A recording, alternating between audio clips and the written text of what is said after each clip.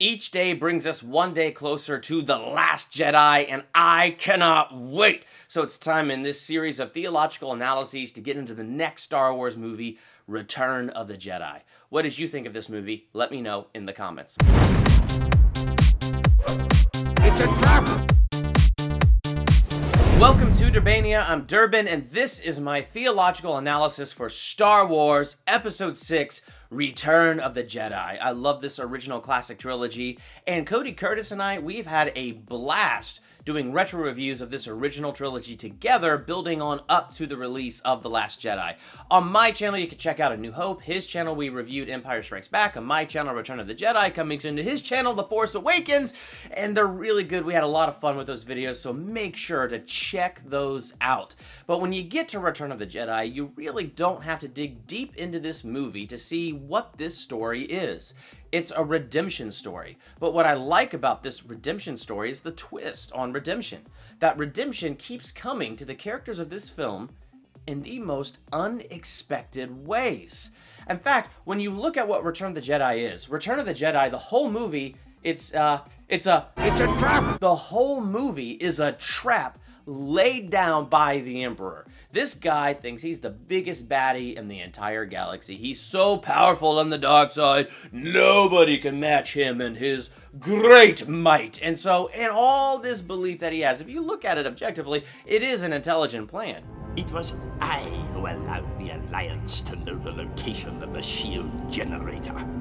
It is quite safe from your pitiful little band.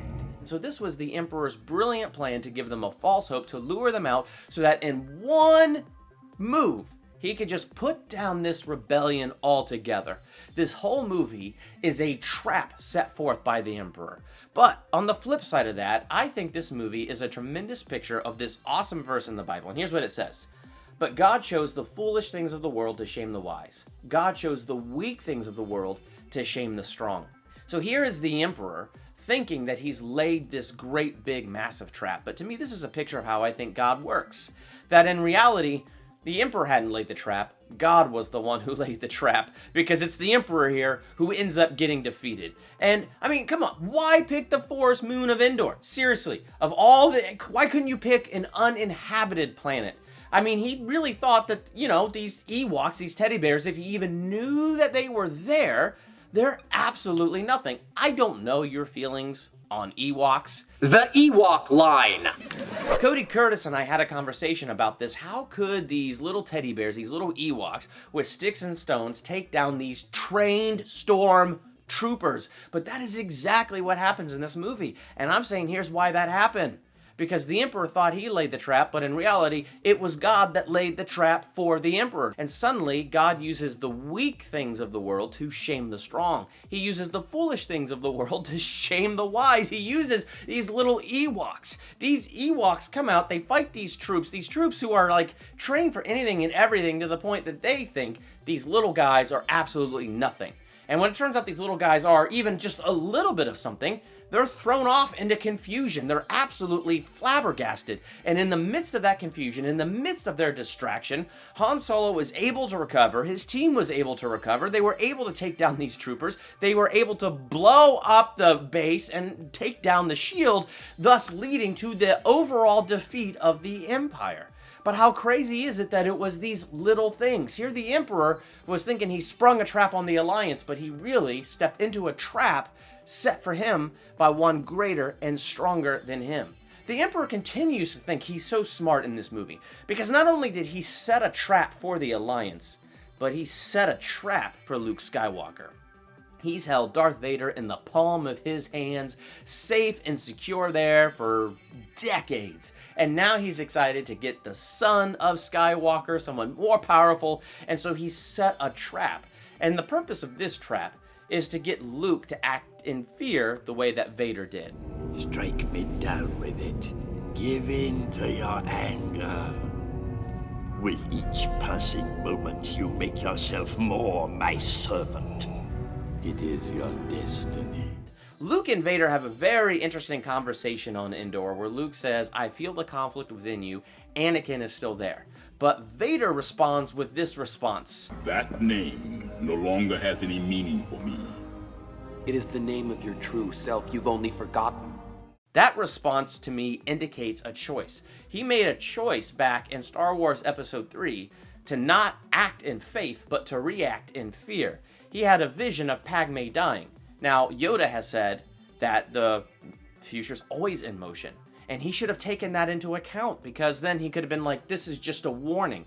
And then he should have stayed steadfast in his faith. And in remaining steadfast in his faith, he probably would have defeated the Emperor then. He probably would have fulfilled the prophecy and brought balance to the Force then. I have an interesting video on what I think balance to the Force is, if you'd like to check it out. But he didn't act in faith. He reacted in fear, and his reaction was to get as much power as he could.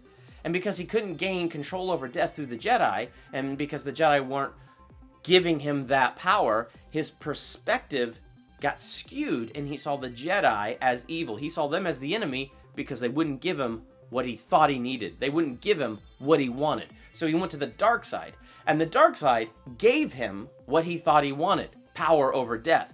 But choosing the dark side is what broke her heart and led to her death and to the fulfillment of that vision. So the dark side delivered on no promise, and it turns out he should have gone the other way. He acted in fear. This is the trap the Emperor is setting for Luke. He wants Luke to see his friends being defeated. He wants Luke to make the same choice Vader did, and that is react in fear and put on this identity of a Sith Lord and fall.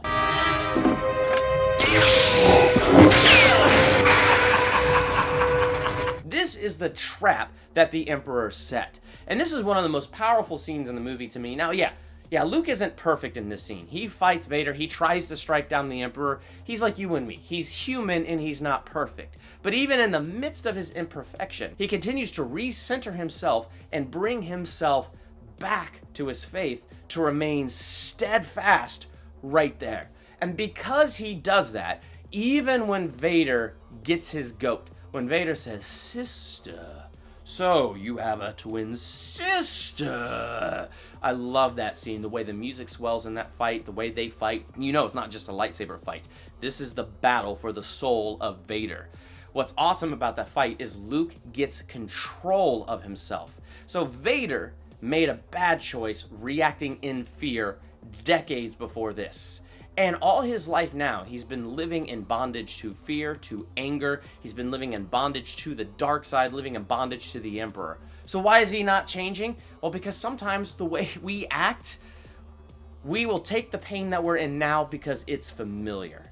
And the pain of changing just seems way too scary or way too much. And often we don't change until the pain of where we are is greater than the pain of changing, and we decide, okay, time to change, time to move forward.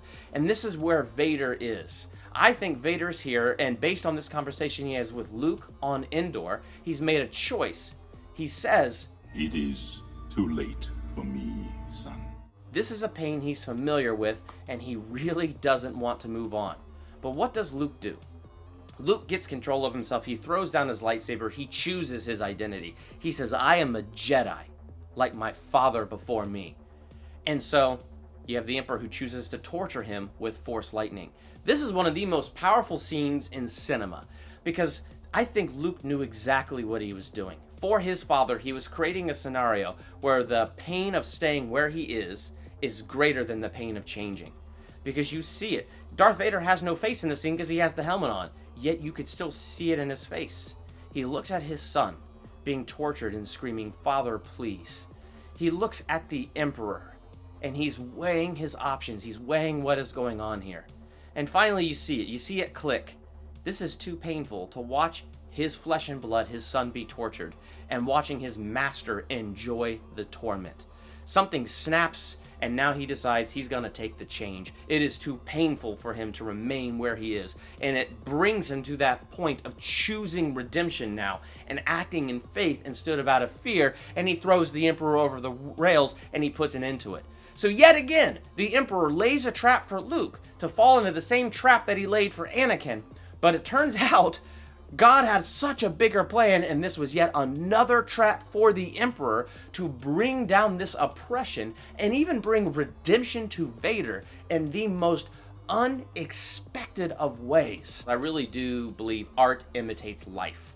And this did occur in life. The devil, like the Emperor, was so full of pride and thought he had laid the perfect trap when Jesus was arrested and crucified, and he thought he had done just the right thing. There's this great verse that says, "None of the rulers of this age understood it, for if they had, they would not have crucified the Lord of glory." That's why I find the picture in Return of the Jedi so powerful. No matter how lost Vader was, Luke loved his father and laid his life down for him. And here the Emperor thought this was a brilliant trap that he had sprung. He'd keep Vader and get Luke.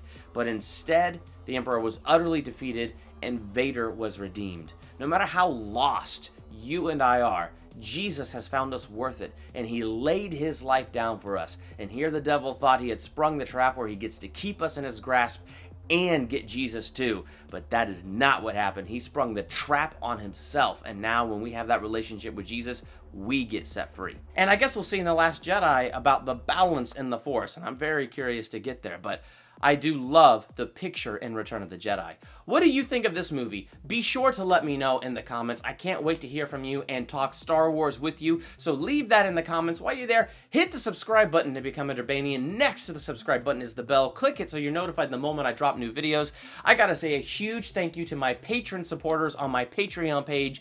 You guys make it possible what I do, and I just want to make sure you know how thankful I am for your support. If you'd like to check out my Patreon page, there are different rewards for different levels of giving. One level, you get to pick a movie for me to review. Another level, you can pick a theological analysis for me to do and a movie for me to review. So there's different levels there. So check that out if you would like to support Durbania and you like what you see here. And again, check out my other videos on this channel, my other theological analyses, movie reviews, ranking videos, trailer reactions, and so much more. I'm Durbin. Thank you for checking out Durbania.